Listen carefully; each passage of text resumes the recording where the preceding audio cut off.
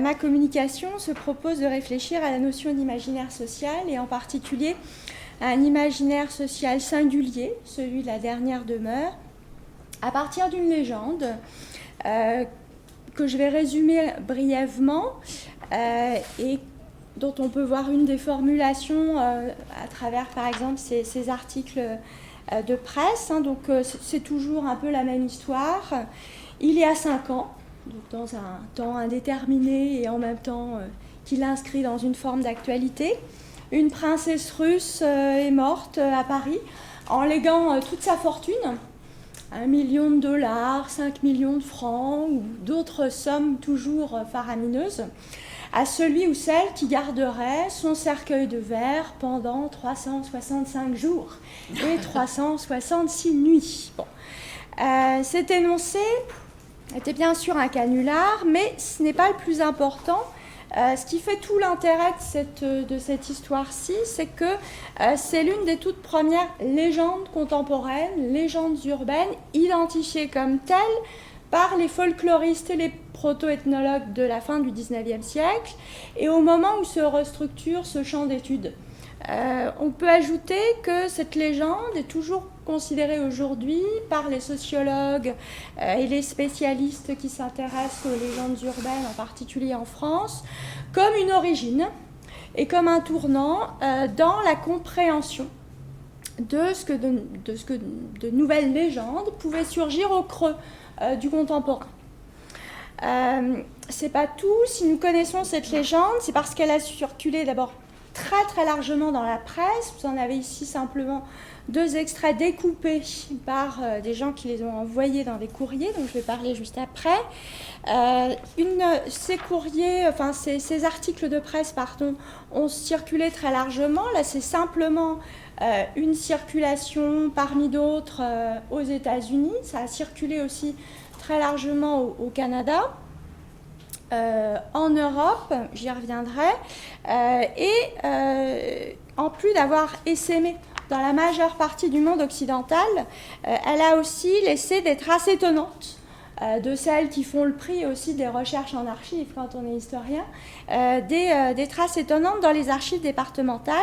En effet, les archives de Paris conservent encore une collection de 63 lettres postées des 4 coins du monde ou presque, et qui portent des actes de candidature, des demandes de renseignements sur le poste de gardien de cercueil de verre à Paris.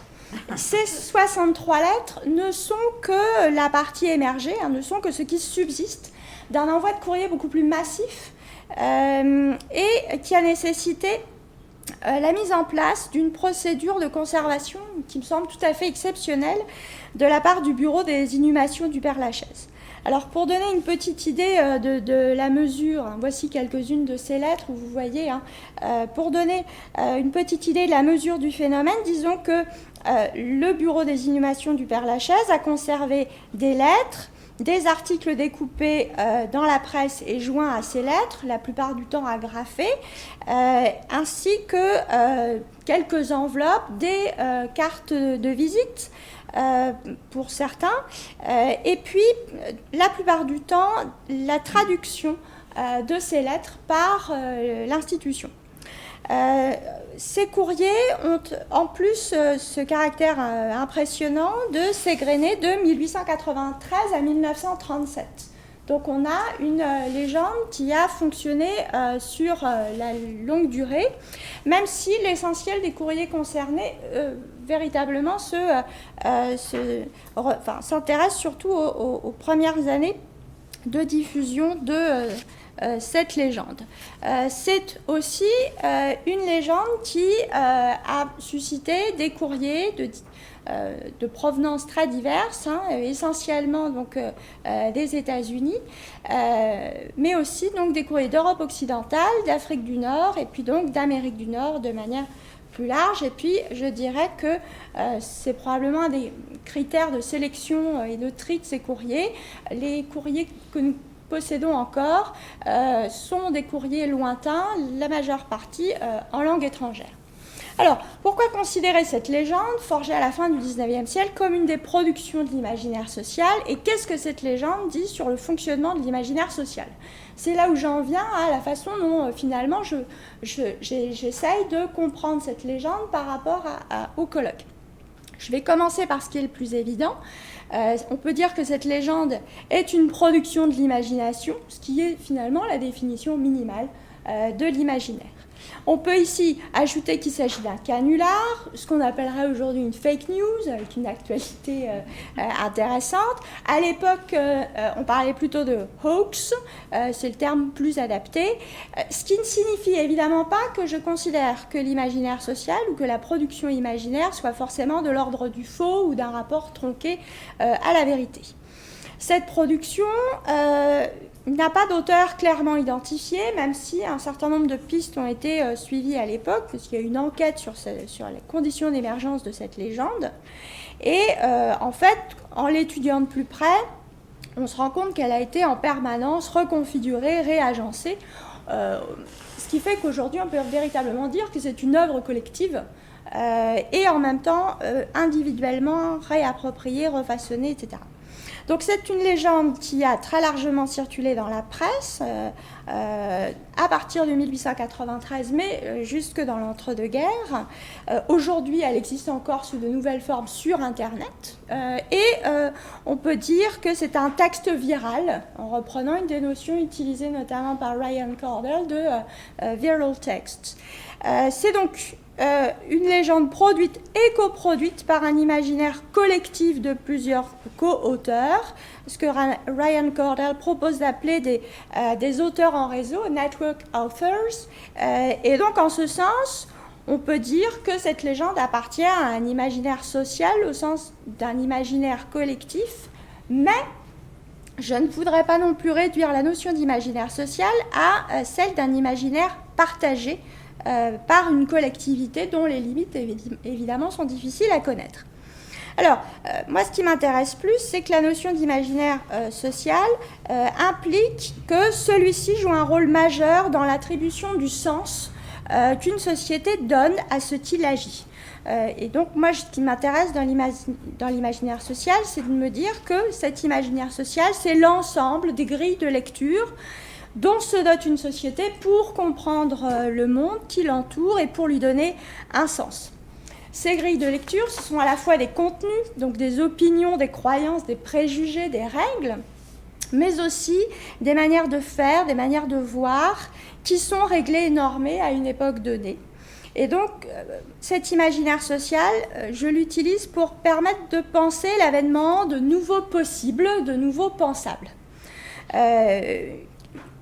En essayant d'utiliser un peu, mais j'ai des difficultés aussi, ce que propose Cornelius Castoriadis, la force instituante, et puis Paul Ricoeur, force productrice, avec le débat. Bon, bref, je ne rentre pas dans un débat qui m'échappe, en partie. Pas complètement, mais tout de même, pas jusqu'au bout. Alors, si je garde une définition de l'imaginaire social comme d'une fenêtre, c'est là où ça aurait été bien, voilà. Une fenêtre permettant d'accéder à l'univers du pensable ou du possible à une époque donnée, je vais disposer finalement d'une notion qui me permet d'étudier autrement la légende du cercueil de verre, sans me limiter à en faire un objet d'étude pour linguistes, pour sociologues des rumeurs ou des légendes urbaines, ou pour spécialistes de la viralité. C'est-à-dire que je vais pouvoir prendre au sérieux les courriers qui composent le dossier du Père Lachaise sur la légende et les lire comme des actes d'écriture, comme des engagements, véritablement. Engagements à la fois fantasmés, imaginaires, mais bien réels, qui signent une adhésion au moins minimale au contenu de celle-ci. Certaines personnes, entre 1893 et 1937, ont jugé crédible, ont jugé plausible l'existence réelle d'un tel testament, de telles clauses, et la possibilité qu'une très riche et excentrique princesse puisse dicter de telles conditions ne leur a pas paru improbable. Probablement d'ailleurs, venait-elle confirmer ce qu'ils pensaient déjà d'une aristocratie étrangère, forcément donc décadente et excentrique, forcément, si c'était en Europe de l'Est, dans ce 19e siècle finissant. Dès lors, cela signifie que cette histoire bizarre, qu'ils ont pu percevoir comme étrange ou dérangeante, a réussi à entrer en résonance avec ce que j'appelle leur imaginaire de la princesse russe, mais aussi leur imaginaire de la dernière demeure, imaginaire à la fois individuel et social. Et j'entends par cette dernière expression la façon dont des individus au sein d'une société conçoivent et se représentent à l'avance, voire prévisualisent de manière fantasmatique la localisation et la forme que pourrait prendre le dernier habitat de leur corps ou de celui de leurs proches après la mort. Cet imaginaire dépend bien sûr en partie des croyances spirituelles et ou religieuses de chacun, mais aussi des conceptions socialement partagées sur ce que l'on peut appeler l'au-delà à l'époque contemporaine. Ça dépend aussi des systèmes funéraires existants, ce qui est admis, ce qui est légal, ce qu'une société autorise par la loi en ce qui concerne la gestion des sépultures. Ça dépend aussi de pulsions plus intimes et personnelles, de rêves profonds qui parfois excèdent ce que prévoient les grands systèmes de représentation communs et qui sont de puissants moteurs de l'action. On pourrait ajouter que cet imaginaire dépend aussi de la hiérarchie des sens au sein d'un système sensible, hiérarchie qui, à la fin du XIXe siècle, donne encore largement le primat à la vue. Or, le cercueil de verre donne évidemment une mise en scène, une théâtralisation du corps mort. Alors, en histoire contemporaine, il me semble que la notion d'imaginaire social est utile à plus d'un titre. D'abord parce qu'elle permet de prendre en compte la force sociale et le moteur puissant de l'action que représente l'imaginaire dans les sociétés humaines, y compris dans les civilisations dites avancées, censées être plus rationnelles, plus en autocontrôle. Et donc, il me semble que ça a un sens, surtout en histoire contemporaine. Je ne sais pas si c'est utilisé de manière aussi vive et aussi puissante à d'autres époques, même si évidemment les médiévistes ont utilisé cette notion. Ça permet aussi de prendre en considération des motifs, des thèmes, des figures qui peuvent paraître insolites, mineurs, fantasmés, délirants ou tout simplement décalés par rapport à ce qu'on appelle la réalité, mais qui me semble être à chaque fois révélatrice de manière de voir, de manière de classer, de manière de penser dans une société donnée. Et en ce sens, je pense qu'il n'y a pas d'expérience humaine possible sans imaginaire social pour donner un sens, pour donner une lecture, fût-elle fausse, à cette expérience.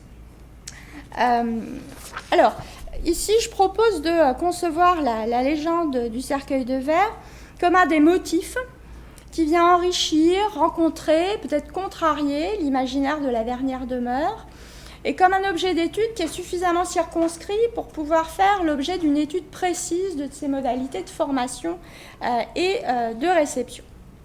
Alors, le deuxième point, c'est donc quel lien entretient cette légende avec l'imaginaire de la dernière demeure. Ce qu'il y a d'intéressant avec la légende du cercueil de verre, c'est qu'elle vient interroger, voire inquiéter les préconceptions, ou l'absence de préconception de ce qui doit advenir du corps après la mort dans les sociétés occidentales à partir de la fin du XIXe siècle. Cette légende donne à lire, dans la presse en particulier, donc le testament excentrique d'une princesse russe et ses dispositions concernant son cadavre. Ces dispositions, on peut les reconstituer, entre guillemets, sont au nombre de 4. La première, c'est vouloir être inhumé dans un cercueil de verre, soit un cercueil inhabituel qui peut paraître hors norme, mais hors norme aux yeux de qui ? Le deuxième, c'est que ce cercueil soit disposé dans la crypte d'une chapelle funéraire assez grande pour pouvoir être surveillé par un gardien habitant à l'intérieur de la chapelle. Troisième, c'est que cette dernière demeure s'est située au cimetière du Père-Lachaise, qui est un cimetière qui fait halluciner depuis très longtemps, depuis le premier tiers du XIXe siècle. Et puis, la dernière, c'est que la garde de son cadavre soit personnelle et rapprochée pendant 1 an. Donc, la légende nous fait pénétrer dans un imaginaire fictif de la dernière demeure. Et elle propose de voir comme aurait pu le faire une chimérique princesse russe.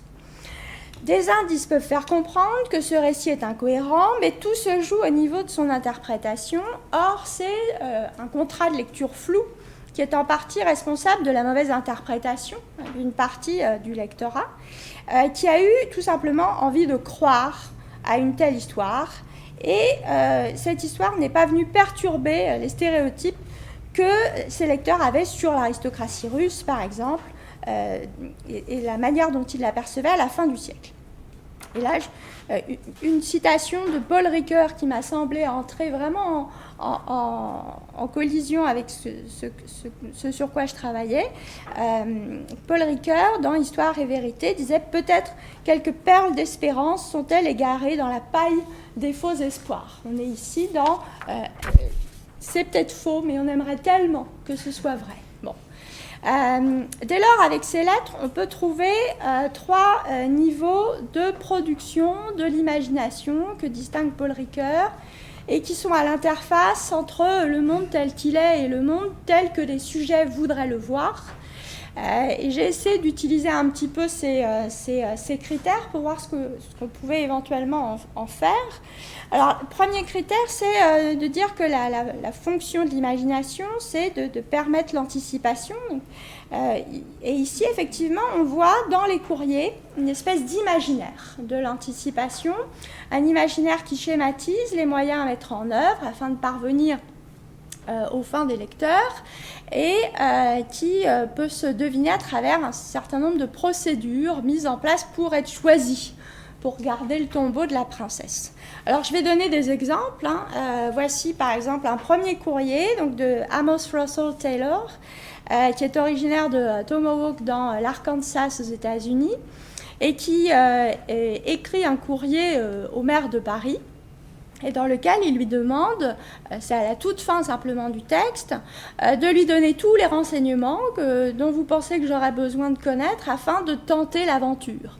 Envoyez-moi tous les renseignements qui me seront nécessaires sur la ville afin que je puisse trouver votre adresse, un endroit convenable pour y descendre, les prix, etc. et tout ce qu'il me faudra débourser pour arriver là-bas. Et post-scriptum, vous voyez tout à la fin, veuillez écrire votre réponse en anglais car je ne sais pas lire le français. Donc on a ici un imaginaire individuel mais aussi social puisqu'il prend en considération un certain nombre de contraintes économiques et sociales qui lui donnent une forme particulière. C'est un imaginaire contraint par les différences de langue, contraint par des considérations très pratiques qui l'obsèdent, le coût des transports par exemple. Autre exemple de cet imaginaire d'anticipation, c'est un autre courrier, cette fois-ci de John Corscott, qui écrit de Madison dans le Wisconsin à la fin du mois de novembre 1893. La fin du texte ici. Voudrez-vous avoir la bonté de me faire connaître ce qu'il y a de vrai dans cet avis? On commence par ça. Quelles sont les conditions? Si le fait est exact, les dimensions de la chapelle, l'expérience tentée par ceux qui y ont veillé jusqu'ici, avec une copie de l'article du testament où sont mentionnées les dispositions et tous les autres détails que vous pourrez me donner. Si vos réponses sont satisfaisantes, vous aurez, selon toute probabilité, et même avant longtemps, un Américain prêt à conquérir l'argent. Donc, ici, on n'est pas dans un imaginaire débridé, on est au contraire un imaginaire qui prend en considération toute une série de paramètres très concrets qui peuvent servir de déploiement à une autre fonction de l'imagination, l'imagination de motivation, donc qui va permettre de mettre en balance les raisons de croire ou de ne pas croire à cette histoire, de s'engager ou non dans cette histoire, et pour certaines raisons. Alors, les courriers qui donnent des exemples très clairs sont peu nombreux, mais il y en a certains qui sont assez fascinants. Voici par exemple un Canadien de fraîche date, Daniel McLaren, qui vient d'Écosse et qui écrit depuis Hamilton dans l'Ontario à la fin du mois de novembre 1893.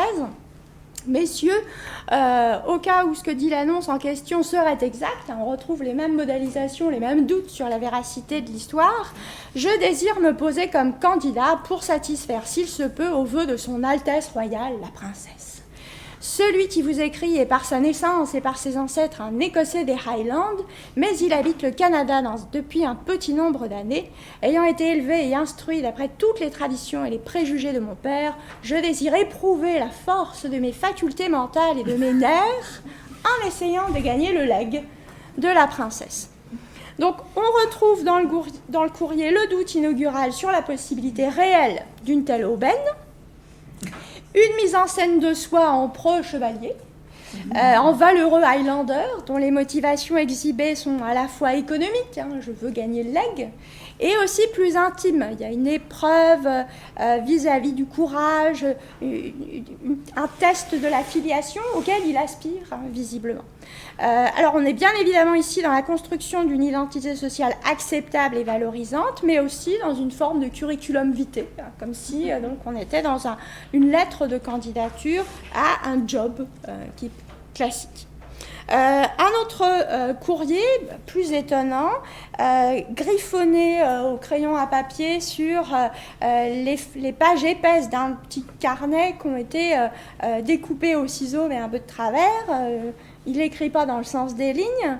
Bon, il ne fait pas sa lettre comme les autres, et pourtant il se présente comme un instituteur, un certain Jesse Lee de Chicago, dans l'Illinois. Son texte est très long.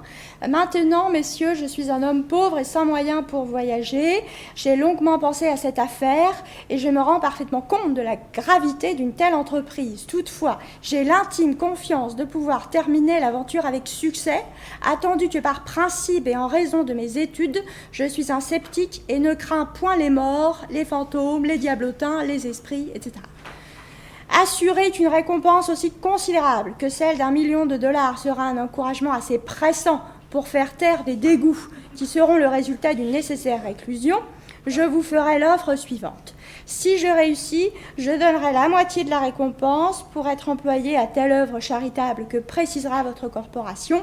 Je voudrais tenter cette expérience comme une expérience scientifique et je prendrai des notes quotidiennes sur l'état de mes nerfs par suite d'une semblable réclusion, et je les publierai ensuite au profit du monde de la science. Messieurs, je vous fais cette proposition on ne peut plus sérieusement, et si vous acceptez, je désire que le public soit informé de la chose. Sans doute, votre corporation recevra de la part des Américains de nombreuses propositions au sujet de cette entreprise. J'espère toutefois que mon offre sera reçue par vous assez favorablement pour que vous l'acceptiez. J'attendrai votre réponse. J'ajoute qu'il me faudra qu'on m'avance l'argent pour mon voyage à Paris, ainsi que pour ma subsistance pendant l'année. Donc là, ici, on est dans un mélange de ces différents types d'imagination, exhibition des motivations les plus socialement acceptables et valorisées, notamment une charité chargée de contrebalancer l'idée que l'auteur pourrait être perçu comme simplement intéressé par l'argent, ce qui visiblement lui semble indigne. Présence en fin de texte de réflexion qui atteste d'une véritable anticipation des événements et même d'une projection dans sa réussite complète. Et donc ici, il me semble que ça montre à quel point l'imagination et ses productions, donc les imaginaires, sont producteurs, engagent dans l'action et la rendent possible. Et ça me permet d'en venir à une troisième et dernière fonction de l'imagination de projection, qui contribue à rendre possible, pensable et pertinent ce qui aurait pu paraître incongru. Donc, en quelque sorte, cette fonction permet de jouir à l'avance d'une partition ou d'un rôle qu'on a déjà prévu en détail. Et ici, je voudrais donner un exemple, l'exemple fascinant d'une femme de lettres canadienne, une des pionnières de la littérature canadienne, veuve de député, Maria Elise Lauder, qui d'ailleurs met sa carte de visite ici. Elle écrit dans sa lettre de candidature postée de Toronto à la fin de novembre 1893, l'extrait suivant, « Je réclame aussi de la chaleur et une lumière constante durant la nuit, beaucoup de plumes, d'encre, de papier, le tout dans la meilleure qualité et un matériel de lecture de premier choix. Je suis bien aise qu'on permette des livres, des journaux, les revues. Le papier, les plumes, l'encre me serviront à tenir un journal quotidien. Sans aucun doute, Il me viendra de belles et multiples pensées, des visions, des rêves, je le naîtrai tous pour que le monde puisse en jouir. Naturellement, je n'aurai pas de dépenses à faire. La bonne princesse russe a voulu faire du bien.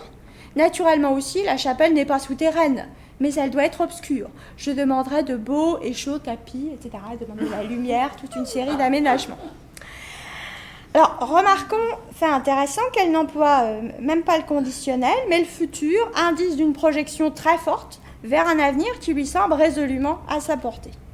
Donc, pour tous ceux qui ont écrit à la conservation du père Lachaise, le passage dans la mystérieuse chapelle funéraire de la princesse russe n'est qu'une étape transitoire.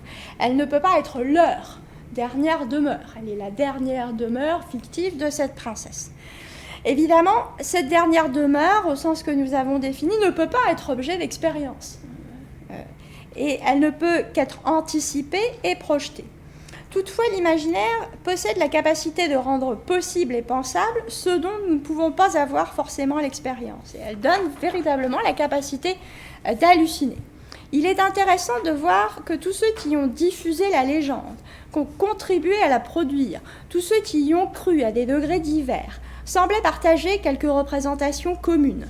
La sacralité du testament, le fait de ne pas considérer le corps mort comme un simple déchet, la tolérance vis-à-vis des désirs les plus fous en matière de sépulture. La mort est une affaire sérieuse, le monde des morts est pensé par analogie avec le monde des vivants, la somptueuse chapelle funéraire de la princesse peut ressembler au sublime palais qu'on pouvait lui prêter de son vivant, le cercueil de verre ou de cristal peut rappeler le monde des bijoux et des objets précieux et raffinés qui l'entouraient et en faisaient une princesse. Se faire garder pendant sa mort n'était que la continuité d'une vie passée entourée de domestiques. Le monde des morts est ainsi pensé dans la continuité de celui des vivants, comme si rien ne changeait vraiment. La volonté des puissants demeure et s'exerce toujours, par-delà la tombe, même des années après. Les inégalités sociales s'y donnent toujours à lire, l'orgueil et la vanité aussi. C'est d'ailleurs la question de la vie des morts que soulève l'étrange histoire du cercueil de verre, et même de leur vie enfermée à triple tour dans un cercueil, inhumé dans la crypte d'une chapelle, elle-même localisée dans l'une des divisions du cimetière du Père-Lachaise, qui est ce cimetière lui-même une ville des morts dans la ville des vivants. On est ici dans une légende qui vient s'adosser à ce curieux culte de conservation perpétuelle que Jean-Didier Urbain avait relevé et qu'il appelait le culte des morts toujours là, avec la naissance du cimetière contemporain et la naissance du culte des morts. Alors, quel peut bien être le sens d'un imaginaire social et d'un de ses motifs ? Je vais terminer par cette question. Il me semble qu'ici, la légende n'est qu'un motif de l'imaginaire de la dernière demeure, qui lui-même n'est qu'une des manières, une des modalités, une des formes que peut prendre l'imaginaire social. Ce dernier a pour objectif me semble-t-il, de construire une géographie, une gestion très claire et rassurante du monde physique des morts, à l'heure de la généralisation des cimetières modernes et du culte des morts. Il s'adosse à la conception d'une belle mort apaisée, conçue comme un sommeil sans fin dans un champ de repos, et à un désir de conservation infinie des corps qui doivent toujours être là et si possible intacts. Mais cet imaginaire est également apparu au moment où au Père-Lachaise commencent les premières crémations, librement consenties, et alors qu'un autre imaginaire crématiste propose une lecture radicalement différente de cette géographie de la mort et de la gestion des corps. Et puis, même si je n'en ai pas parlé, il n'est pas non plus sans lien avec le contexte international, l'état des relations franco-russes à partir de 1893, dont il peut proposer une représentation déplacée et métaphorique. Et, dernier point, il n'est pas non plus sans lien avec un autre imaginaire dont je n'ai pas parlé, mais qui est très actif, en particulier, me semble-t-il, en Amérique du Nord, c'est l'imaginaire du trésor caché et des merveilles, des aubaines que l'on peut éventuellement retirer. Voilà, donc je vous remercie de votre attention.